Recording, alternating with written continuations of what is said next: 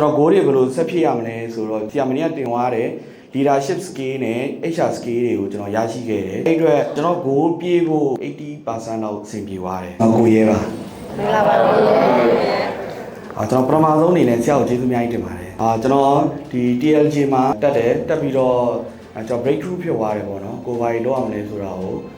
ကိုယ့်ကိုပဲစဉ်းစားရင်းနဲ့ပဲဖြေရပါတယ်ဒီသင်တန်းလာတက်တယ်ဒီသင်တန်းမှာကျွန်တော်ဗာထက်လိုချင်တယ်ဆိုတော့ကျွန်တော်အရင်ကြီးဘယ်လိုရှားရမလဲဆိုတာကိုကျွန်တော်သိချင်တယ်ဒီ2026အတွက်အလုပ်ကိုင်ခွင့်လမ်း opportunity ကိုဘယ်လိုတိုးတက်အောင်လုပ်မလဲဆိုတာကျွန်တော်သိချင်တယ်ဂိုးပြင်းအောင်ဘာကြီးဆက်ဖြစ်ရမလဲဆိုတော့ကျွန်တော်သိချင်ခဲ့တယ်ပြီးတော့ network ကိုဘယ်လိုတည်ဆောက်အောင်လဲဆိုတော့ကျွန်တော်သိချင်ခဲ့တယ်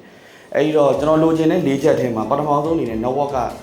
ရအောင်အဆင်ပြေသွားတယ်ကျွန်တော် TLG မှာလည်းကျွန်တော် network တစ်ခုရခဲ့တယ်ဒီ TLB မှာလည်းကျွန်တော် network တစ်ခုရခဲ့တယ်အဲ့အတွက်အားလုံးကျေးဇူးအများကြီးတင်ပါတယ်ပြီးတော့ကျွန်တော် goal တွေဘယ်လိုဆက်ဖြစ်ရမလဲဆိုတော့ဆရာမင်းကတင်သွားတဲ့ leadership skill နဲ့ HR skill တွေကိုကျွန်တော်ရရှိခဲ့တယ်အဲ့အတွက်ကျွန်တော် goal ပြေးဖို့ 80% လောက်အဆင်ပြေသွားတယ်ပြီးတော့2026အတွက်လောက်ကိုင်ခွင့်လမ်းကိုကျွန်တော်ဘယ်လိုတိုးတက်အောင်လုပ်မလဲဆိုတော့ကျွန်တော်အခု branch တွေထပ်ဖွင့်ဖို့အတွက်ပြီးတော့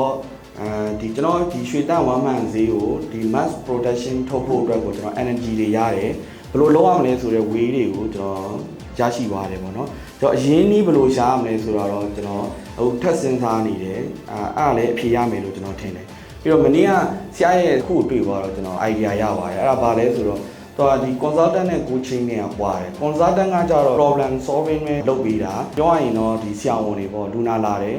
consultant လုပ်ပေးလိုက်တယ်ပြီးတော့စီးပေးလိုက်တယ်စီးတော့ပျောက်ပြီးသွားပြီဒီ coaching ကကြတော့ဥပမာလူနာလာတယ်လူနာလာတော့သူ့ရဲ့ lifestyle modification တွေဘဝရဲ့နေပုံထိုင်နည်းတွေကိုပြောင်းလဲအောင်လုပ်ပေးတယ်ဒီစီးတစ်ခုတည်းကိုပဲမမီဝဲပဲနဲ့မိမိကိုယ်ကိုအားကိုးတတ်အောင်မိမိကိုယ်ကိုကြမ်းမာနေထိုင်တတ်အောင်သင်ပေးလိုက်တယ်အဲ့ဒါ coaching ပေါ့နော်အခုလိုပဲဆရာကလည်းကျွန်တော်တို့ဒီတိုးတက်ပြောင်းလဲဖို့အတွက်ကိုကိုယ့်ကိုအားကိုးရမယ်ကိုယုံကြည်မှုအပြည့်ရှိရမယ်ကိုတိုင်းလုံးမတာတွေရမယ်ဆိုတော့ဆရာ coaching အနေနဲ့သင်ပေးခဲ့တယ်အဲ့တော့ဆရာကိုကျေးဇူးများကြီးတင်ပါတယ်တကယ်ရင်ထဲကနေကျေးဇူးများကြီးတင်ပါတယ်အားလုံးလည်းကျေးဇူးများကြီးတင်ပါတယ်